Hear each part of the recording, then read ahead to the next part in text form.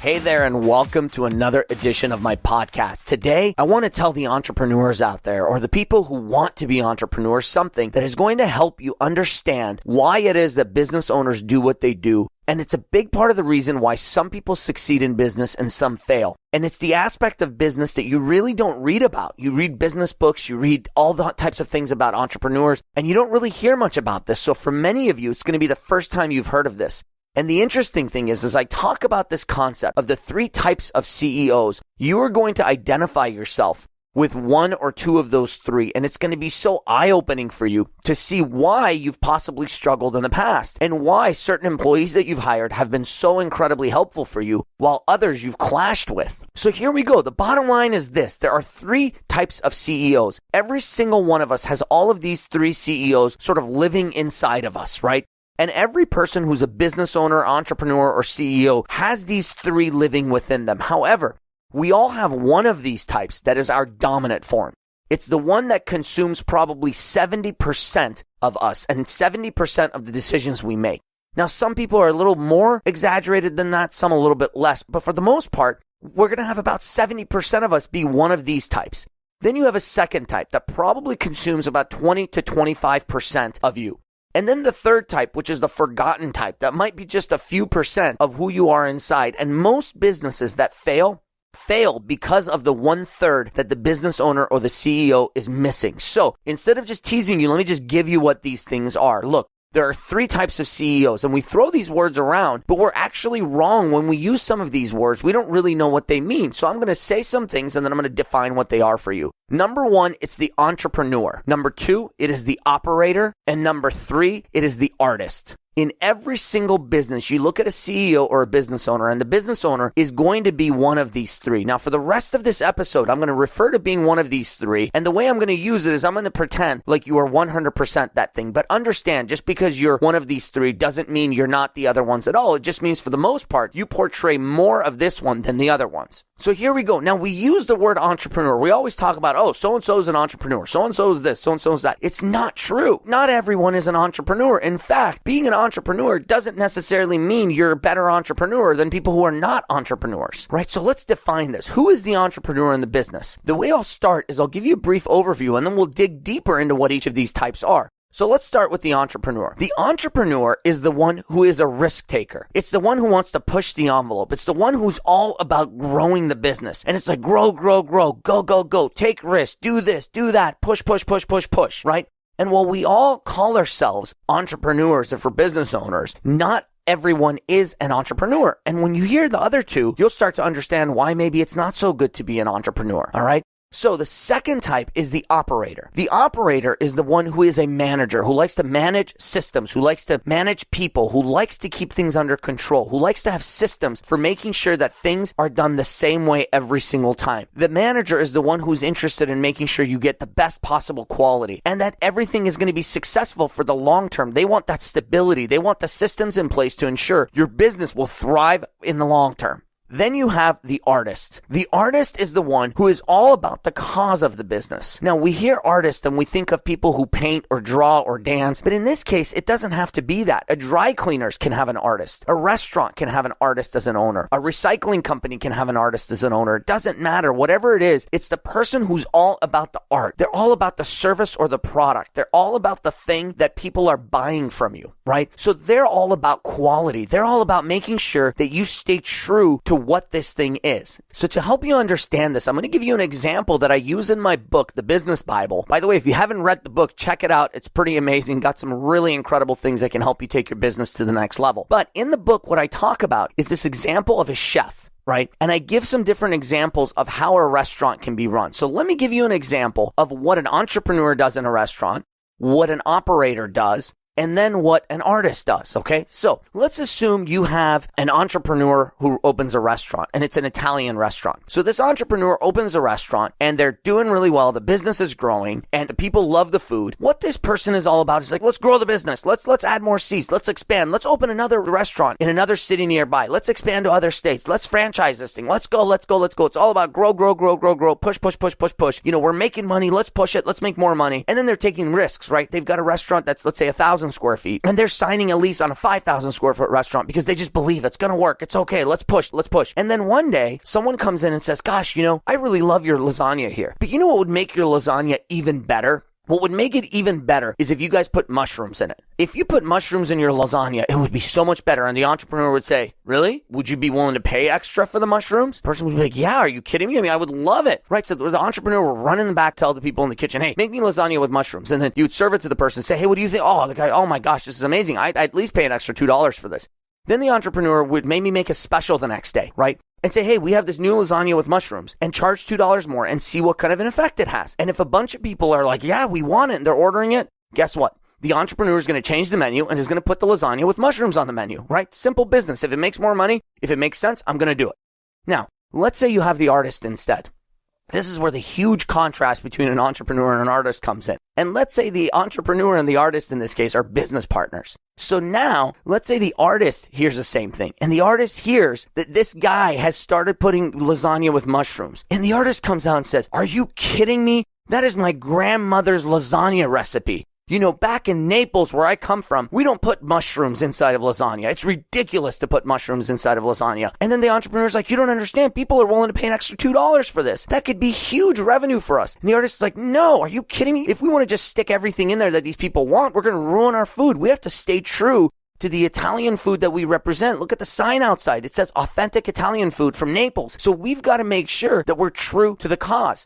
And the entrepreneur says, but you don't understand. People don't like our current lasagna. And he's like, I don't care if they don't like the lasagna. This is the way lasagna is made. And we're going to make it in this way because this is the way it's supposed to be done. See, an artist is all about the way things are supposed to be. An artist is about staying true to the cause. And an artist is the one who will throw someone out of their restaurant if they complain about the food, right? Because the artist cares so much about the art that the art goes beyond the business. Now, as the entrepreneur says, hey, let's open up another branch, the artist is saying, are you kidding me? We can't open up another branch. Because there's no way I can work at both of these restaurants. The entrepreneur says, don't worry about it. We'll just hire people. He's like, no, you don't understand. The reason our food tastes so good is because I make all the sauce myself. There's no way someone else in another state or another city can make the sauce the way I make it. And the entrepreneur says, it doesn't matter. You'll just teach them. He says, no, I'm not going to teach my recipe to someone. Plus, if I teach it to them, there's no way they can make it as good as me. And while these two are arguing back and forth, let's say they have a third business partner. And this is the manager, right? Or the operator. The operator comes up and says, hey, what are you guys arguing about? My goodness, you're killing me here. What's all the yelling and screaming about? And the entrepreneur says, well, this guy, the artist, isn't listening to me. He's going to destroy this business because I'm trying to grow this business. I'm trying to make us a lot more money. And I'm about to sign a lease and I'm trying to make our menu better. And he's getting in the way. And the artist says, are you kidding me? This guy's going to ruin our restaurant. He's going to ruin our food. He's going to destroy it all for us. And people aren't going to like us. Plus, we're not going to have the true, authentic Italian food that we're promising people. And what happens when real Italians come in here? They're going to see that we're just a fake company that's faking this stuff. And the operator says, listen, I don't care how you guys do it. I don't care if you put mushrooms in the lasagna or you don't put mushrooms in the lasagna. Let me tell you the feedback I'm getting from people. The feedback I'm getting from people is that our lasagna tastes different on some days than other days. Because on the days that you're here, Mr. Artist Chef, you're doing things to the food that people are not doing on the days you're not here. So the kitchen isn't cooking the food consistently. Plus, Mr. Entrepreneur, I know you want to put mushrooms in there, but you can't just go and tell the kitchen to start putting mushrooms in there. We've got to make sure we create a recipe of exactly how much mushrooms are going to go in there. And if we're going to put mushrooms in there, what else needs to go in there to blend with it to make it even better? And as far as signing all these new leases, hey, I'm okay with growing. But we got to sit down. We got to do some strategic planning. I want to do some budgeting. I want to see if we can afford this thing. And there's no way we can afford a 5,000 square foot restaurant. See, the operator is all about that consistency, is about making sure that the systems are in place to get something repeatedly, right? They're not after the quick result. Whereas the entrepreneur is just like grow, go. And the artist is all about the art form. The operator is the one who wants the consistency. And finally, the operator says, look, I don't care if you put mushrooms in the lasagna or not. All I know is I want the food made exactly the same way every single time. And if we want to see what people like more, we're going to do a survey. We're going to serve 25 of them with mushrooms and 25 without. And let's see which one people like better. See, that's the difference between those three. Now, every single one of you listening to this, you are either an entrepreneur, an operator, or you are an artist. And it's critical to identify which of those three you are naturally, because one of those comes to you very, very naturally. And if you've been told your whole life you're an entrepreneur, this is when you start having sort of this internal conflict where you want to believe you're an entrepreneur. But if you're not a risk taker, Let me tell you, if you are not a crazy risk taker, you are not an entrepreneur. You are probably an operator or you're an artist. But because you've been told you're an entrepreneur for so long, you may have adopted that terminology. And you can use that terminology with other people, but you've got to understand an entrepreneur is a crazy risk taker. See, entrepreneurs almost have a disease. Now, I can say that because I'm an entrepreneur first in most of my businesses. And it's interesting because this is something I had been taught in the past. And I thought that people were born as one of these things and they stayed at one of these things. And it turns out that in a different business, you may actually be something different. See, as you're listening to this podcast, this is part of Titanium Success for me, but that's only one of 6 companies that I run. Ironically, Titanium Success is the only unprofitable company that I operate. And guess what?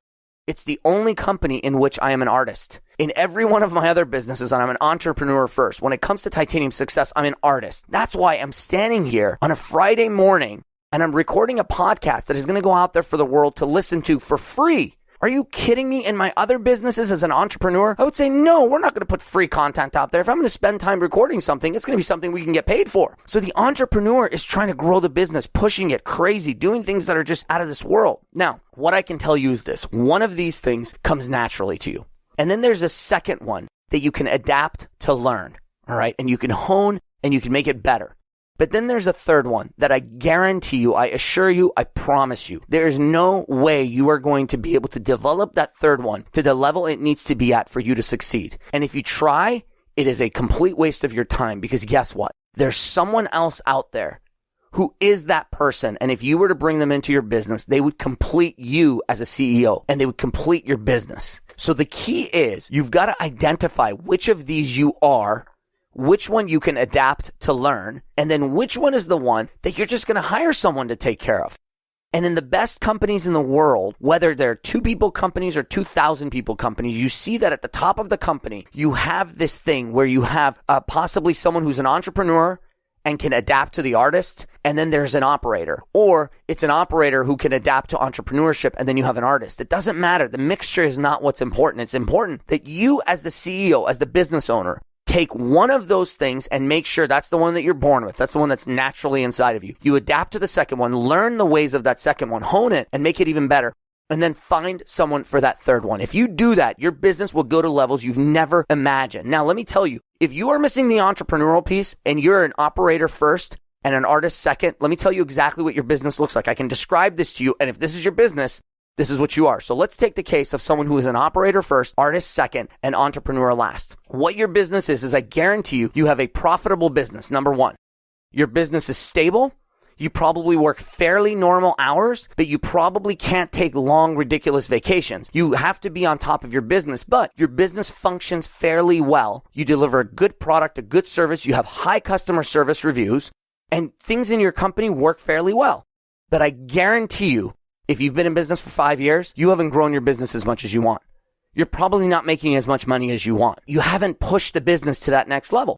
And it's because the entrepreneur in you is lacking, right? Now, let's say, what if you're an artist first, an operator second, and an entrepreneur third? If you're one of these people, chances are you either have a business that does not make you a profit or just barely pays for your living expenses. However, I guarantee you, you make a damn good product or service. If you own a restaurant, I want to eat at your restaurant. Let me tell you, if you are an artist first, operator second, entrepreneur third, I would love to eat the food that you make. Now, by the way, you might not even have great customer service reviews, not as good as the operator. And it's odd, but that's the thing is, see, you don't care necessarily what the customer says. You care about doing it the right way. So if you own a restaurant, I bet you make amazing food. But I bet you'll refuse to serve a customer if they do something that you feel goes against what you're supposed to be doing. But that's where you're at if you're in that scenario. Now, let's say you're an entrepreneur first, an artist second, and an operator third.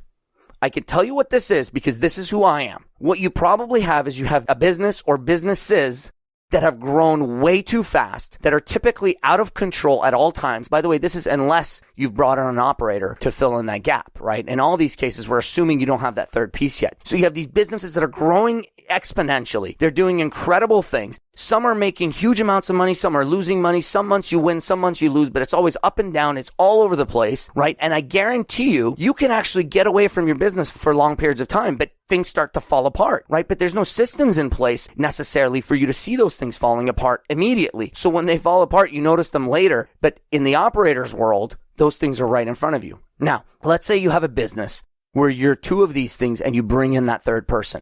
Now what it means is in your business, you're growing at a steady pace.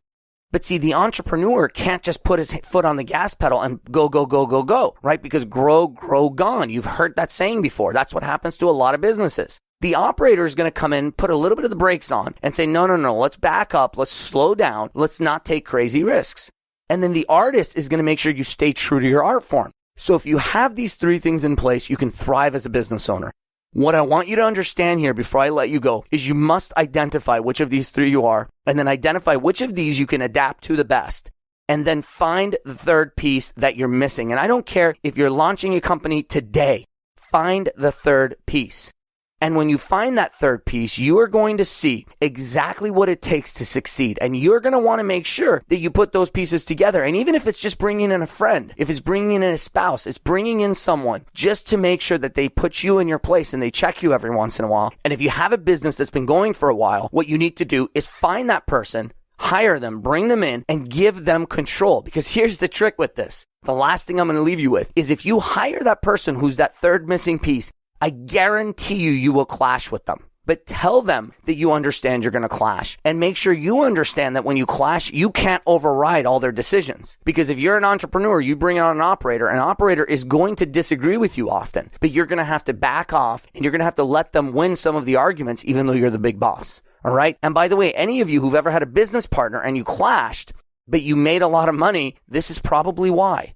You probably didn't get along with the business partner, but because there were two different personality types, your business probably thrived and you just didn't even know it. You didn't realize that all the horrible decisions that the other person is making are actually helping you be more successful. And the decisions that they think you're making that are horrible are making them more successful. So get out there, put this stuff to use. I love you all, and I want to always remind you, lead with your heart.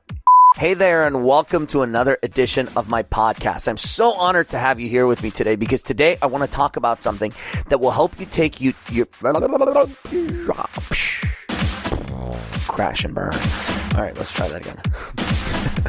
Valentine's Day is coming around. Big plans? Some plans. He's got some plans, folks. What are your plans for Valentine's Day? I can't tell you. Some people listen to this podcast. No, this is going to come out after Valentine's Day. True. Oh, tricky. Thanks for listening to Titanium Life Radio with Arman Sadeghi here on the Apollo Podcast Network. For more information or to subscribe to this podcast, visit titaniumsuccess.com/podcast.